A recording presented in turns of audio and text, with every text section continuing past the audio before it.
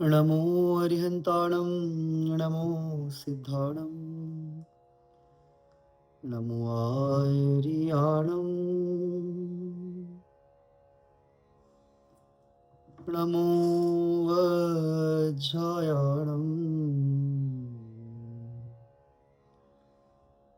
नमो लोय सवसाहुणं नमो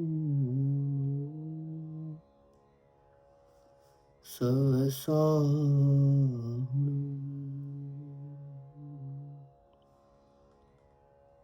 श्री जिनवर की अद्भुत वाणी मिथ्या तिमिर नशाय रही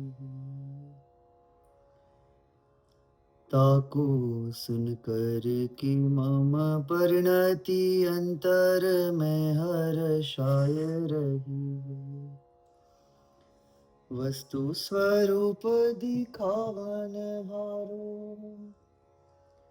वस्तु स्वरूप दिखावन हारो ज्ञान को सूर्य उगाय रही है जोड़ के कर द्वे नमन करी नित जय जय ध्वनि गुंजाय रही है ज्ञानी मुनिजन मार्ग बताते चलना भी तो अब स्वीकारो भव का अंत किया जीवों ने भेद विज्ञान ही मूल विचारो कब तक यूं संसार फिरूं मैं कब तक यूं संसार फिरूं मैं अब तो माता पार उतारो अक्षुण ज्ञान का दीप जले नित सिद्ध शिला में हूँ वास हमारो केवल ज्ञान का दीप जले नित सिद्ध शिला में हूँ वास हमारो सिद्ध शिला में हूँ वास हमारो। पंच परमेष्टि भगवान की जय। सभी को जय जिनेंद्र।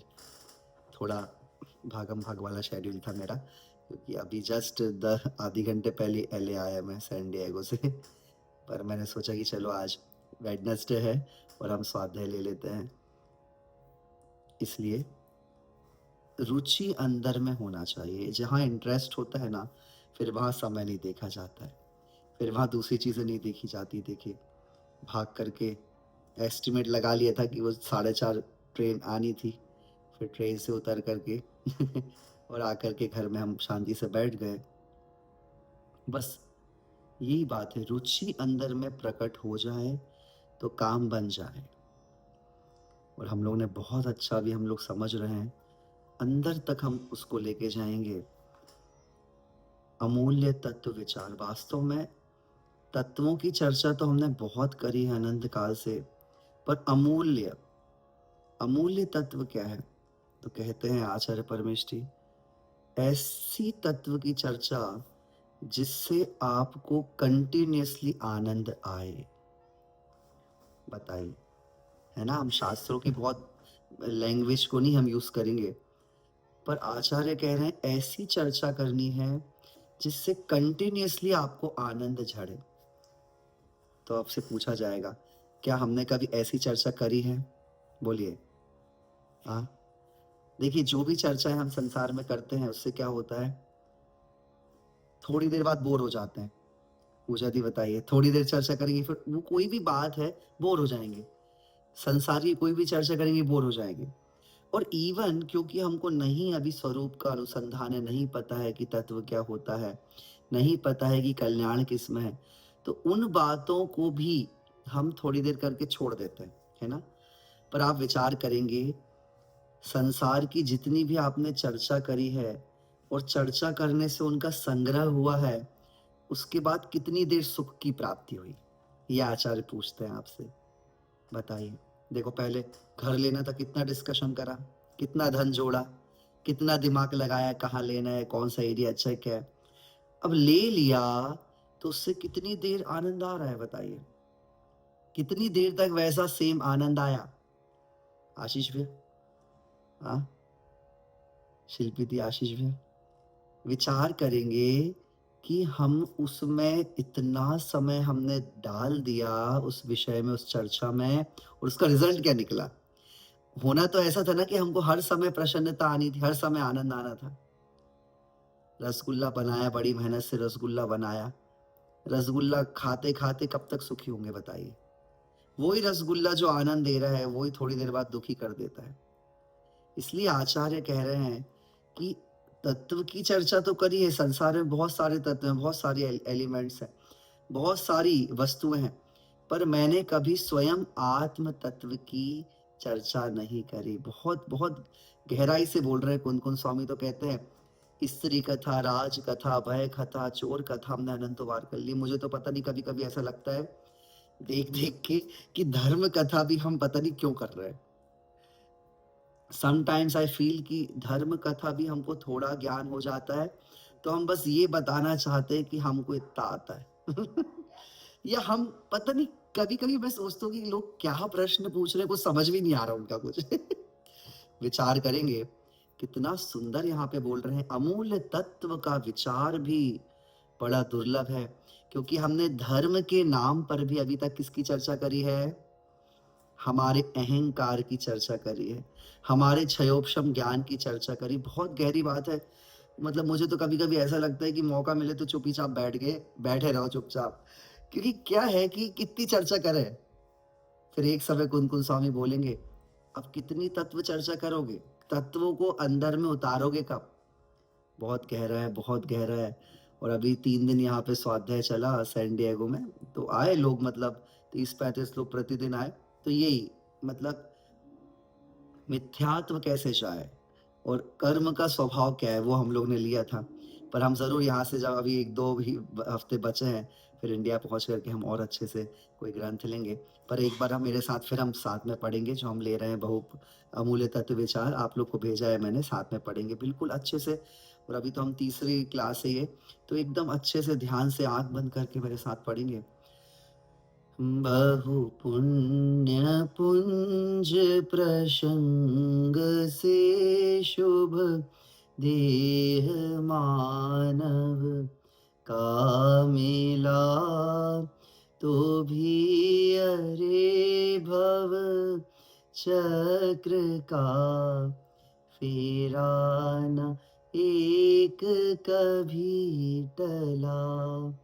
सुख प्राप्ति हेतु प्रयत्न करते, सुख जाता दूर है, तो क्यों भयंकर भाव मरण प्रवाह में चकचूर है। कितना सुंदर लिखा है, देखिए कि मैंने अनंत काल से प्रभु सुख की खोज करी है, पर मुझे सुख क्यों नहीं मिल। कभी अपन ने प्रश्न करा, जॉब करते करते बोर हो गए, कुछ आगे इंक्रीमेंट हो ही नहीं रहा है, तो प्रश्न भी आ गया, सच में क्या कर रहे हैं? 100 लोगों से आइडिया ले ली, 100 लोगों से चर्चा कर ली, 100 लोगों से बात कर ली कि भैया क्या करें, क्या उपाय करें। पर देखिए, संसार में रहते रहते हम प्रतिदिन मंदिर जा रहे, प्रतिदिन भगवान की आराधना कर रहे, पर हमारे अंदर प्रभु आपके समान सुख क्यों नहीं आया? मैं आप लोग से पूछता हूँ, कोई ने ऐसा प्रश्न करा क्या? हाँ, बहुत सारे लोग सुन रहे हैं। क्या हम लोगों ने, चलो खुद से तो नहीं करा हो, पर दूसरे से करा? जैसे जॉब में कुछ प्रॉब्लम आ रही, तो कितने अच्छे अच्छे जो फील्ड में अच्छे लोग थे, जो जिन्होंने बहुत अच्छा करा, उनसे हमने आइडिया लिया कि अच्छा बताइए ना, हम लोग क्या करें आगे, और क्या कैसे हम अपने आगे में प्रोग्रेस करें। पर क्या हम लोगों ने कभी हमारे धर्म गुरुओं से, ज्ञानी गुरुओं से इसकी चर्चा करी? हाँ, बोली हाँ या ना, गर्दन हिला के बता दीजिए थोड़ी सी। तो हम मुनिराजों के पास जाकर के भी, गुरुओं के पास जाकर के भी हमने ना यही पूछा, महाराज आशीर्वाद दे दीजिए, गुरुजी आशीर्वाद दे दीजिए, क्या संसार अच्छे से रहे सब सब स्वस्थ रहे। अरे भैया, स्वस्थता तो शरीर की है, शरीर तो नष्ट हो जाएगा। ये स्वस्थता तो एक झटके में कोविड के समय में चली गई स्वस्थता, बताइए। हाँ, कभी हमने ये नहीं बोला भगवान से क्या कि प्रभु या गुरु जी से कि मेरे भीतर में जो आपके अंदर शांति आई है, परम शांति, वैसी शांति मेरे भीतर में कैसे आए प्रभु। विचार करेंगे अपन को, बस मैं यही बोलूँ ना, अभी हम लोग को भूमिका बनानी है, अभी तो ये अमूल्य तत्व विचार पढ़ के कि हम वास्तव में जब हम स्वाध्याय करें तो हम इतने भीग जाएं कि पूरा एक हफ्ते उसका आपके अंदर असर रहे कि हमने पढ़ा तो कितना आनंद आया और कितने हम अंदर से पढ़ रहे हैं। आपको पता है ना श्रावक कैसे बने, श्रावक शब्द कैसे बने, श्रुत। श्रुत मतलब होता है कि सुन करके याद हो जाता था। पहले आप यकीन नहीं मानेंगे, पहले क्या होता था, मुनिराज जंगल में रहते थे और मुनिराज आहार करने के लिए आए, गुफा से नीचे आए, आपके यहाँ आहार हो गए और वहां पे आहार दान देते देते श्रावक की विशुद्धि बढ़ जाती थी, क्योंकि इतनी तपस्या है, गुफा में रह रहे, उनको आहार देते देते उनकी उनकी क्या एकदम विशुद्धि बढ़ जाती थी एकदम। और फिर क्या होता था कि वो निवेदन करते थे कि हे मुनिराज, देखिए अपन मुनिराज भी लगा देते हैं पीछे कि हे मुनिराज, आप हमको क्या करें, थोड़ा बोध दें, थोड़ा बोध दें, ऐसा बोलते थे श्रावक, ऐसा बोलते थे ना। तो वो मुनिराज दो शब्द, कितने शब्द, अभी तो अपन ने 200 शब्द मैंने बोल दिए अभी तक इतनी सी देर में, 2-3 शब्द, 2-4 शब्द, 2-3 लाइन बोलते थे और उतने में ही 2-4-10 लोग को वैराग्य हो जाता था समझ रहे आप, इतना टाइम नहीं लगता था, 2-4 लोग उनके साथ चले जाते थे। क्यों? क्योंकि श्रुत, श्रुत मतलब सुन कर के भी इतना भीतर में चला गया, उनके अंतर आत्मा के एक एक प्रदेशों में चला गया, सुन करके। एजे सुन रहे हैं आप, ऐसे सुन करके वो आता है ना उसमें, मुनि सूरज कथनी किरणावली, लगत भरम बुद्धि भागी, भवतन भोग स्वरूप विचार्यो, परम धर्म अनुरागी। वो मुनि महाराज क्या है, सूरज हैं, देखिए पीछे सूर्य के समान कैसा चमक रहा है, मुनि सूरज उनके मुख से झड़ने वाले प्रवचन किरण के समान लग रहे हैं और सूर्य की किरण लगते से ही कमल खिल जाता है, ऐसी लगत भरम बुद्धि भागी, भव तन संसार शरीर भोग का विचार करके वो क्या हो जाते हैं, विरक्त हो जाते एक क्षण में। अभी तो 96,000 रानियां महल में बैठी है, उनको भूल गए चक्रवर्ती और थोड़ी देर के लिए परम शांत अवस्था में हो जाते हैं। आप विचार करेंगे कैसे होता है। पर अपन लोगों ने तो कितने शब्द सुन ली, सच बताइए, 200 तो सुन ली होंगे ना, 200 क्या, 200 घंटे हम लोग ने सुन लिया है, धर्म ध्यान कर लिया है हमने, अब बचपन से लेकर अभी तक अपन कैलकुलेशन करें। पर प्रभु मेरे भीतर में आपकी वो किरण पहुंची कि नहीं पहुंची, आपसे पूछ रहे हैं। देखिए, सुख प्राप्ति हेतु प्रयत्न करते सुख जाता दूर है। शुद्ध शुद्ध सुन करके ही, श्रुत से बना है श्रावक, श्रावक श्रवण, श्रुत मतलब श्रवण और श्रवण मतलब सुनना अच्छे से, केयरफुली जो सुनता है, जिसकी लिसनिंग स्किल्स अच्छी हैं, और उससे बना है श्रावक। अब श्रावक हूँ, श्रावक जो ध्यान से सुनता है।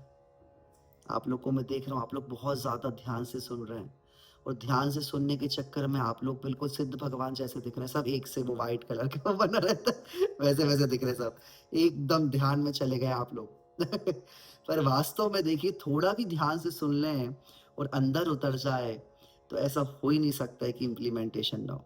कभी जीवन में किसी ने कुछ ऐसा बोल दिया, तुमने तो कुछ कर ही नहीं जीवन में, क्या कर रहे हो, इतना सुन करके हमने कितना सीरियसली ले लिया और देखो अभी तक हम संसार में बहुत कुछ कर रहे हैं। पर हमको ये जिनवाणी सुनकर के अंदर में क्यों नहीं पीड़ा हुई, तो क्यों भयंकर भाव मरण प्रवाह में चकचूर है। आगे पढ़ेंगे साथ में, लक्ष्मी बड़ी अधिकार भी पर बढ़ गया क्या बोली, परिवार और कुटुंब है क्या वृद्धि नय पर तोली, संसार का बढ़ना रे नर, देह की यह हार है। नहीं एक क्षण तुझको अरे, इसका विवेक विचार है। क्या बात है!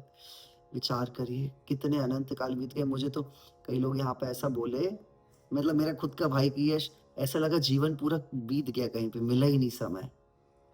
अभी आप लोग को बहुत अच्छा समय मिला है। देखिए, टेक्नोलॉजी का भी सहारा लेकर के हम बैठ करके अगर स्वाध्याय कर रहे हैं, तत्व चर्चा कर रहे हैं, पर जो लाइव होता है ना, जो साक्षात बैठ करके जो हम सुनते हैं, वो तो अलौकिक ही होता है। पर संसार का बढ़ना अरे नर, देह की है हार है। मतलब मैं तो बोलता हूँ नमोकार मंत्र की जगह इसकी माला फेर लो अपन। हाँ, हमको लग रहा है धर्म ध्यान के कारण हमारा धन वैभव बढ़ रहा है। आपको पता है, धर्म ध्यान करने से शांति बढ़नी थी कि आकुलता बढ़नी थी? विचार करिए। पुण्य का उदय आ रहा है, अच्छे कार्य कर रहे हैं, पुण्य का उदय आ रहा है, पर पुण्य के उदय से क्या हमारी शांति भंग होनी थी कि कम होनी थी? भंग होनी थी कि बढ़नी थी? हाँ, क्या होना था? अगर आप धर्म ध्यान कर रहे हैं और पुण्य का संचय हो रहा है, तो हमारी शांति भंग होनी थी कि शांति बढ़नी थी? बढ़नी थी। पर यहाँ तो उल्टा उल्टा हो गया। मतलब अंदर में इंटेंशन हमने गड़बड़ करके रखा था। इसलिए आगे की लाइन कितनी अच्छी कह रहे हैं, निर्दोष सुख निर्दोष आनंद, लो जहाँ भी प्राप्त हो, यह दिव्य अंत तत्व जिससे बंधनों से मुक्ति हो। कह रहे हैं अब आपको ये चीज खोजनी है कि निर्दोष आनंद कहाँ से आता है, निर्दोष सुख। देखो, आज आप लोग बाहर जाते हो, जितनी भी जगह जाते हो, बिना पैसे के जा सकते हो क्या? कोई भी किसी प्रकार का एंटरटेनमेंट आपको लेना हो तो धन देना पड़ता है, पैसे देने पड़ेंगे, ठीक है? निर्दोष, दोष सहित है सारा सुख संसार का। मुझे बताइए, अगर आप भोजन भी कर रहे हैं तो दोष रहित है कि दोष सहित है? हाँ, भोजन करोगे, पहले खाने की चिंता, पहले बनाने की चिंता फिर खाने की चिंता, और ज्यादा खा लिया तो फिर आपको पता है संसार में अधिक खाने से ज्यादा बीमारी होती है, कम खाने से नहीं होती बीमारी। तो विचार करेंगे कि हम जो भी अभी सुख की ओर जा रहे हैं, सुख को भोगने के लिए जा रहे हैं, वो दोष सहित है कि दोष रहित है? हाँ, दोष सहित है, क्योंकि उसके बाद जो रिजल्ट मिल रहा है ना, वो बहुत खतरनाक है। आप देखिए, अब अपन लोग ने इतनी महंगी महंगी गाड़ियां लेके रखे हैं। अब एक बात बताइए कि गाड़ियों के मेंटेनेंस में कितना टाइम जाता है और जितनी महंगी गाड़ी उतना सा इतना सा स्क्रैच भी लग जाए तो क्या होता है? आशीष भी अपन को दिमाग में घूमता रहता है, अरे भैया का स्क्रैच लग गया। तो आप विचार करिए कि जो जितनी वस्तुओं को हम भोगने जा रहे हैं, उनके पीछे क्या है? वो दोष सहित है, मतलब दुख देने वाले हैं। हमको लगता है सरल कि भैया सब महंगा महंगा ले लिया, सब कुछ है, बट उसके पीछे जो हमको दुख है वो नजर आता नहीं है, जो जीवन भर रहता है एक मुनिराज बहुत अच्छा बोलते हैं, वो कहते हैं कि विवाह एक व्यक्ति से नहीं होता है, बहुत सारे लोगों से विवाह हो जाता है क्योंकि भैया अब तो पहले एक ही चाचा थे, अब चाचा ससुर, अभी तो एक ही काका थे, अब काका ससुर, तो सबका ध्यान रखना पड़ेगा आप। और वो बहुत अच्छा बोलते हैं एक मुनिराज, विवाह मतलब 50 साल का सश्रम कारावास तो बेटा 50 साल तो आप छूट नहीं सकते हो। हाँ, फिर श्रम, अकेले रहते तो श्रम करना होता, और जब डबल है तो सश्रम, 50 साल का सश्रम कारावास, ठीक है? पर अभी आप लोग संसार में हैं, तो भी आप लोग समय निकाल करके अपने आत्म कल्याण के लिए आप सुन रहे हैं, समझने की कोशिश कर रहे हैं। बहुत अच्छा है। क्या कह रहे हैं? निर्दोष सुख को बढ़ा लें। 24 आवर्स आपके पास है, अब उसमें से एक बार कैलकुलेट करें, कम से कम एक कैटेगरी बनाए कि कौन सा दोष सहित सुख है और कौन सा दोष रहित सुख है। अब आप लोग से मैं पूछूंगा, बताइए, भोजन करना क्या है? दोष रहित कि दोष सहित? दोष सहित है, क्योंकि बाद में खाने के बाद वो मिटा नहीं ना, शुदा रोग मिटी नहीं, ऐसा नहीं है कि 2-4 दिन शांति रही। अच्छा, शॉपिंग करना, खूब सारा परिग्रह इकट्ठा करना, वो दोष सहित है कि दोष रहित है? उसके बाद उसको मेंटेन कौन करेगा? धो, प्रेस करो, इधर रखो, उधर रखो। अब देखिए, अब आपको मैं बताऊं, स्वाध्याय करना दोष सहित है कि दोष रहित है? इजी वे में आप विचार करिए। अब बताइए ना, आपको यहाँ कोई धन देना पड़ रहा है, ना आपको यहाँ कोई बहुत कष्ट झेलना पड़ रहा है कि नहीं? अच्छा, कोई कंपटीशन भी नहीं है, या तो आप पढ़ाई करते हो तो क्या होता है? कंपटीशन होता है वहां पे तो, है ना, यहाँ कोई कंपटीशन है। और सुनिए, सच बताइएगा, धर्म ध्यान करने के बाद किसको सच में शांति का वेदन होता है? विचार करना। कोई दोष यहाँ पे, निर्दोष सुख, निर्दोष आनंद। मंदिर में जाकर के कितने दोष उत्पन्न होते बताइए? अच्छा देखिए, ऑफिस में जाते तो जरूर लगता है इनने ऐसा पहना है, इसके पास ऐसा है। मंदिर में जाते तो दिखाई देता है क्या? वीतराग भगवान दिखाई देते, कोई राग द्वेष उत्पन्न नहीं होता है। तो देखिए, निर्दोष सुख लेने के लिए ज्यादा से ज्यादा आप एक, सच में एक लाइन लिख लें कि एक तो सबसे पहले 24 आवर्स में से सच में कितनी कितनी हम ऐसी चीजों में टाइम इन्वेस्ट कर रहे हैं जहां से दोष रहित, दोषों के साथ सुख मिल रहा है। एक बार देखें, और कम से कम 1 घंटा ऐसा निकालें जहां निर्दोष शांति से बैठ जाएं।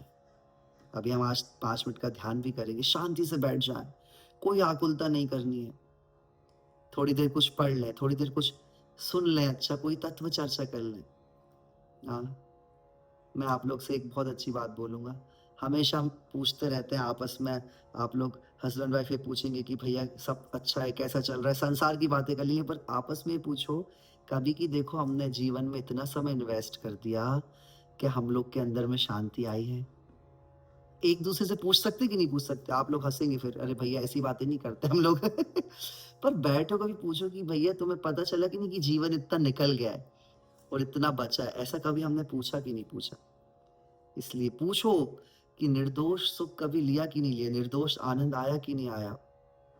फिर पता चलेगा कि हमने बहुत समय उस आनंद के पीछे, उस सुख के पीछे हमने भागम भाग करी है, दौड़ लगाई है, जिससे हम आकुलित हो गए। सोचा करता था भोगों से बुझ जावेगी इच्छा ज्वाला, परिणाम निकलता है लेकिन मानो अग्नि में घी डाला, जिसके श्रृंगारों में मेरा यह महंगा जीवन धुल जाता, अत्यंत असुचि जड़ काया से इस चेतन का कैसा नाता? बोलिए, क्या नाता है? हाँ, अभी अच्छे हैं आशीष भैया, उपवास के बाद शांति है। गुड, शरीर अच्छा, 10 उपवास करे थे इन्होंने एटलांटा में, देखो भैया ने। हाँ, तो देखो हमने उपवास तो करे हैं, पर अब हमको ये सोचना है कि इतने दिन हमने भोजन नहीं दिया तो शरीर कैसा रिएक्ट कर रहा था, और हम भोजन देते तो कैसा रिएक्ट करता है। दोनों चीजों में हमको कंपेयर करना है कि वास्तव में जो हम धन, वो जो भोजन दे रहे थे ना, वो शरीर को ही दे रहे थे, शरीर ही पोषित हो रहा था, और शरीर ही थोड़ा दुबला हो गया, पर अंदर में क्या हुआ? देखो आपको उपवास में समझ में, अंदर में कुछ भेद नहीं पड़ा, अंदर में तो एनर्जी और रही, और धार्मिक कार्यों से एनर्जी और बढ़ गई। है ना? तो यहाँ यही कह रहे हैं कि निर्दोष सुख आप जितना लोगे, उसमें आपकी भीतर से आत्म शक्ति बढ़ती जाएगी, बढ़ती जाएगी, बढ़ती जाएगी। बस वो ही लेना है, उससे ही क्या बोल रहे हैं, ये दिव्य अंतस्तत्व जिससे बंधनों से मुक्ति, ये धर्म ध्यान ही है, ये स्वाध्याय, ये ध्यान, ये पूजन, ये जो हम बाहर से कर, और ये बाहर की क्रिया हो गई, भीतर में क्या कर रहे हैं? भीतर में हमारा लक्ष्य क्या है? लक्ष्य ये है कि प्रभु बस मेरे भीतर में परम शांति आती जाए। अभी विषय भोगों से शांति नहीं आई, धन संचय से शांति नहीं आई, परिवार बढ़ा लिया, संपदा बढ़ा ली, कुटुंब बढ़ा लिया, उससे शांति नहीं आई। बस प्रभु मैं अब ऐसा धर्म ध्यान करूं कि ये सब तो प्राप्त हो गया, मुझे अंतरंग की संपदा मिल जाए, अंतरंग में शांति मिल जाए। आगे क्या कह रहे हैं पढ़ेंगे। पर वस्तु में मूर्छित ना हो, इसकी रहे मुझको दया, यह सुख सदा ही त्याज्य है, पश्चात जिसके दुख भरा। क्या बात है। मैं पर वस्तु में प्रभावित होता रहा। ओह पर वस्तु, ओ मैंने उस सुख की प्राप्ति करी जिसके पीछे दुख लगा था, जिसके पीछे दुख आ गया साथ में। मुझे लग रहा था सुख आएगा, पर पीछे पीछे पीछे पीछे क्या आ गया, दुख आता रहा, दुख आता रहा, दुख आता रहा। गहराई से विचार करेंगे तो आप सब समझेंगे कि जितनी भी चीजें हम इकट्ठी कर रहे हैं ना, उसके पीछे अल्टीमेटली दुख ही आया है कि नहीं। आप विचार करना। अब आपने डायमंड की रिंग पहनी है, वो डायमंड की रिंग घूम जाए, अब उसकी सुरक्षा का टेंशन। देखो पहले तो खरीदने की चिंता कि खरीदें, उसके बाद सुरक्षा की चिंता।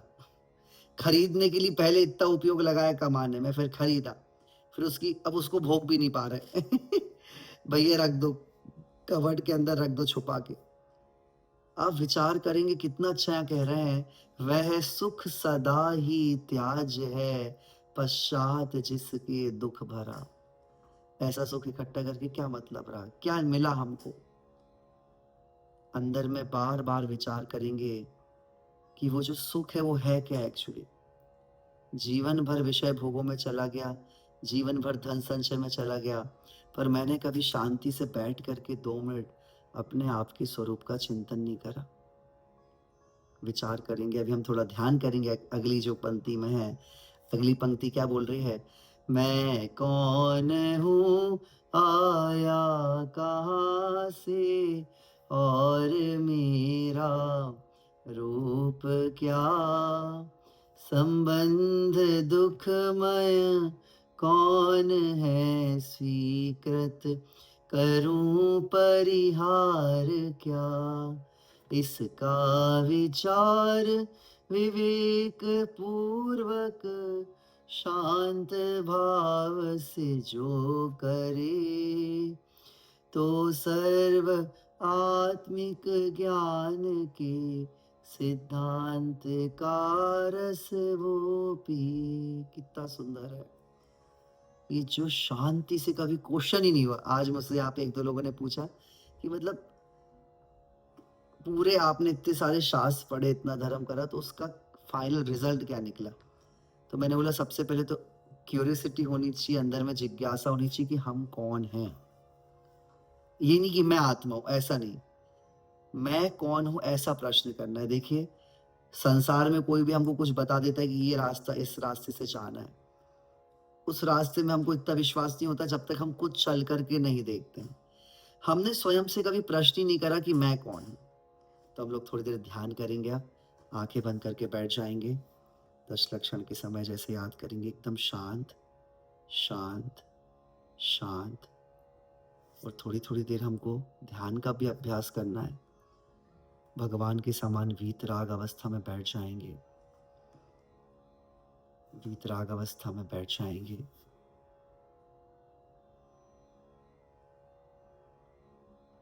और आती जाती श्वासों में ध्यान देंगे।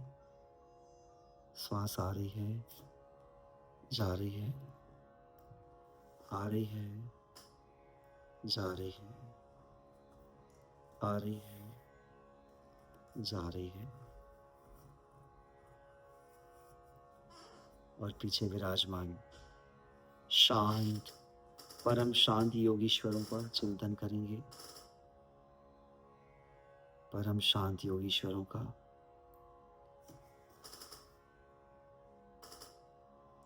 श्वास को लेने वाला मैं नहीं हूं, छोड़ने वाला मैं नहीं हूं, बस आती जाती श्वास को मैं देखने वाला हूं। आती जाती श्वास को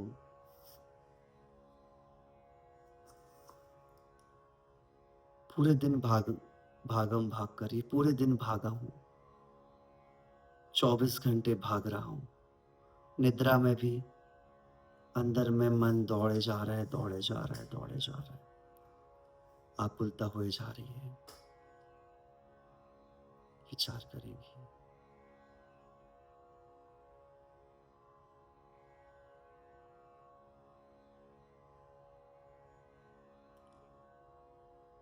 बस बैठ जाना है थोड़ी देर के लिए भगवान के समान। थोड़ी देर के लिए आकुलता छोड़ देनी है।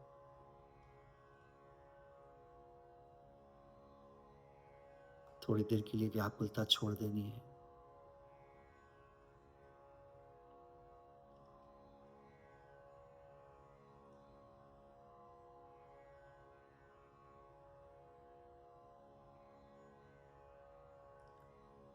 और स्वयं से पूछें कि मैं कौन हूं। शास्त्रों में तो पढ़ा है, बाहर में तो सुना है, पर स्वयं से पूछें कि मैं कौन हूं।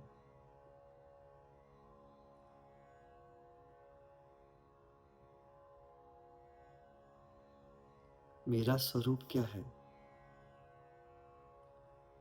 पूछें, भीतर एकदम गहरे जाकर के पूछें।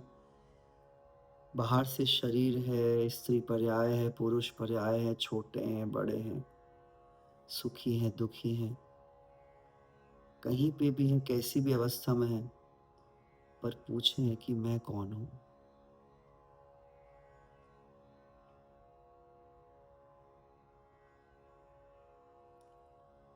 मैं कहां से आया हूं। स्वयं से पूछें। अगर मैं शरीर हूं तो शरीर तो छूट जाएगा, मरण हो जाएगा, फिर मेरा क्या होगा।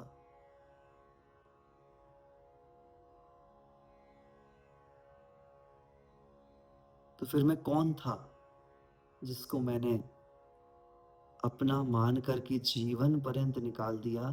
वो तो छूट गया शरीर, जिसके लिए मैंने इतने सब उलझने करी, इतना संसार बढ़ाया, वो तो सब छूट गया।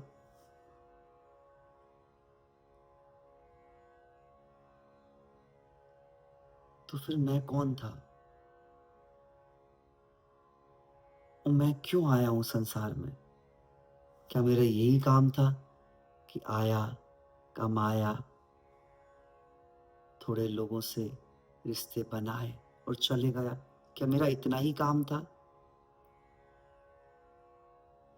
इसका विचार करें। यहाँ कविवर बोल रहे हैं, इसका विचार करें। इसका विचार विवेक पूर्वक शांत भाव से जो करे। थोड़ी देर बैठ जाएं जीवन की आपाधापी में। थोड़ी देर के लिए शांत बैठ जाएं और पूछें, मैं कौन हूं, आया कहां से और मेरा रूप क्या। प्रभु मेरा क्या रूप है। संबंध जो दुखमय कौन है, स्वीकृत करूं परिहार क्या। मैं उनको ग्रहण करूं या छोड़ूं प्रभु। और 3 चीजों पर ध्यान देना है। इसका विचार विवेक पूर्वक शांत होकर के, जागृत, with fully awareness, think about yourself with with peaceful, just sit peacefully with awareness. Ask that question yourself, who am I, why I am here in the world. फिर आपको धीरे धीरे जब जिज्ञासा उत्पन्न होने लगेगी, क्यूरियोसिटी उत्पन्न होने लगेगी, तब हमको पता चलेगा कि वास्तव में मेरा स्वरूप क्या था, मैं कौन था। और धीरे धीरे वो भेद खुलेंगे। प्रभु आज पुनः हम स्वाध्याय में भावना भाता हूं मैं कि धीरे धीरे सत्संग से, सम्यक सत्संग से, धार्मिक एक सत्संग जहाँ निर्दोष आनंद की हम बात कर रहे हैं, मेरे भीतर में वो शांति प्रकट हो, मेरे भीतर में वो आनंद प्रकट होने लगे, जिसकी मैंने अनंत काल से इच्छा करी थी प्रभु। वो मैं भावना भाता हूँ बार-बार कि मेरी सारे दोष दूर होकर के ये जो मनुष्य पर्याय मिली है, मैं उसको सार्थक कर लूँ, सफल कर लूँ। बस इतनी भावना से बारंबार वंदन करता हूँ, वंदन करता हूँ, वंदन करता हूँ। हाथों को रब करके नेत्रों में धीरे से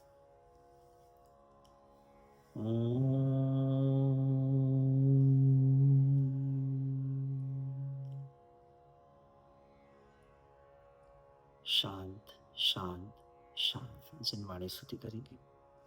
शांति सुधा बरसाए जिन वाणी, वस्तु स्वरूप बताए जिन वाणी, पूर्वा पर सब दोष रहित है, वीतरागमय धर्म सहित है, परमागम कहलाए जिन वाणी, शांति सुधा बरसाए जिन वाणी, सात तत्व का ज्ञान कराती, अचल विमल निज पद दर्शाती, सुख सागर लहराए जिन वाणी, शांति सुधा बरसाए जिन वाणी, वस्तु स्वरूप बताए जिन वाणी,